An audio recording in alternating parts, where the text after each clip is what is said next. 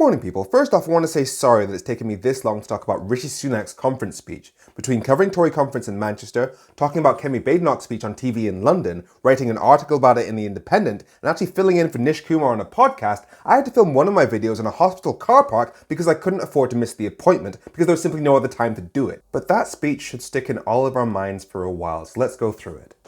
Is that there is an undeniable sense that politics just doesn't work the way it should. Now I'm gonna let you finish, but you've been in power for a long time. A long time! The feeling that Westminster is a broken system. We've had 30 years of a political system which incentivizes the easy decision, not the right one. You know what, that's crazy because I think he's right. Under this political system, Labour and the Tories, the two main parties, know that in lots of towns across the UK, the people there will never vote for the other party because they either lean left or they lean right, and they're not going to vote for the smaller parties because unless those parties come first, those votes simply won't count and they might risk letting the party they really don't like into power. So all the two main parties actually have to do is present themselves as different to the other side, without ever focusing on what's actually right for the UK. So I think he is right, that is a broken system. So has he ever had a chance to change that, to give us a proportional system where every vote counts equally, so that politicians have to fight for every vote instead of simply relying on the 30 or 40% that makes up their core base? Yes, he has, and he voted against it. 30 years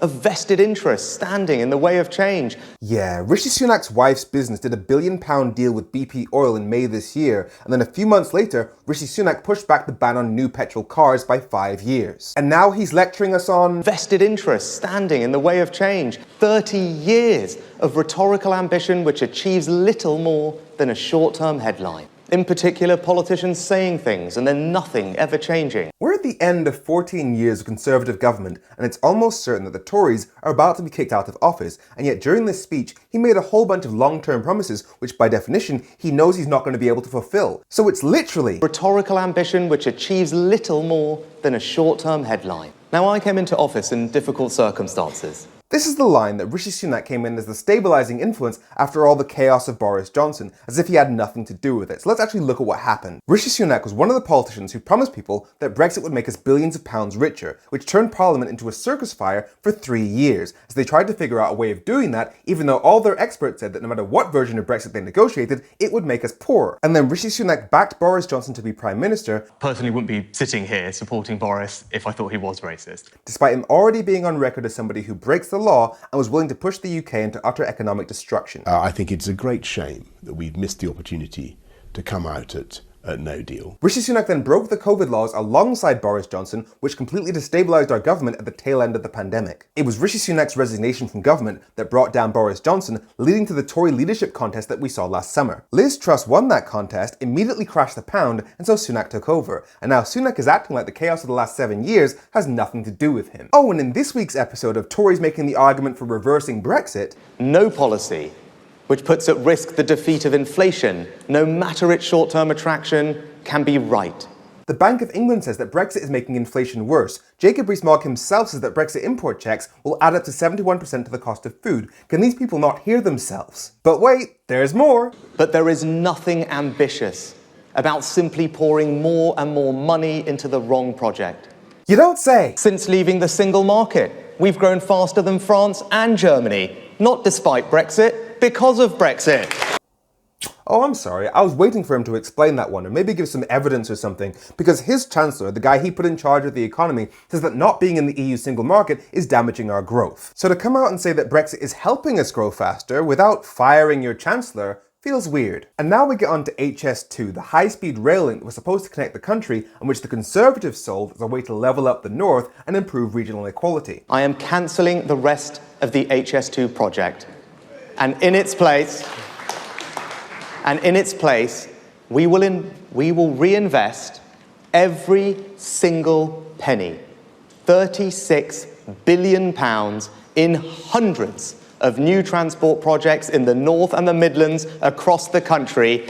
Alright, let me give you my honest opinion about that. Is it the right decision to prioritise improving the general transport links around the north instead of cutting the time it takes to get from the Midlands to the north? Yes. However, it's still a betrayal. Because if they prioritised the north first, then the £25 billion they've already spent on the London-Birmingham route would have gone towards improving regional inequality years ago. And this isn't me saying this with 2023 hindsight, I was saying it in literal early 2020. 419 more is spent on Londoners per head than in the north of England when it comes to transport. We have a deeply unfair country. If they'd started in the north, that would have sent a perfect message that this is about fixing that problem. Instead, this, according to the current plans, we won't get the first leg done until between 2029 and 2033, which means 2033 is likely that we will only have maybe an extra 40 minutes shaved off of the time between Birmingham and London. How is that helping Redcar, Sunderland, etc.?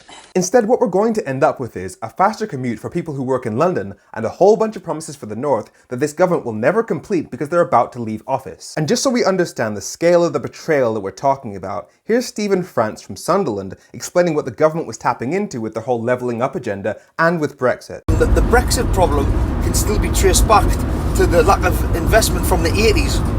With Margaret Thatcher. Yep. This has been a build-up. You can trace it all the way back for the last 30 or 40 years of decline in the area. It's well documented that the councils up here get absolutely screwed from Westminster, especially from a Conservative government.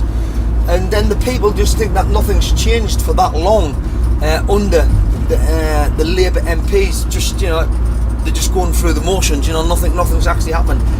And that's another reason why these people up here are so frustrated. And they voted to leave on the back of that. They were so frustrated because really they don't want to be any poorer. But the way that they've been left is in last chance saloon. This is last chance saloon. Yep. So what it's like basically if you do it's like shit or bust. And so after winning power by tapping into the frustrations of millions of people in parts of the country that have been left behind, the Tories are now leaving office with regional inequality worse than ever, yet still claiming that they're the ones to fix that. The management of HS2 will no longer be responsible for the Euston site. There must be some accountability for the mistakes made, for the mismanagement of this project. We in the Tory party believe in accountability for the people who work for us, not for us, of course. What does the Conservative Party offer a family of immigrants? The chance to become Energy Secretary, Business Secretary, Home Secretary, Foreign Secretary, even the chance to become Prime Minister.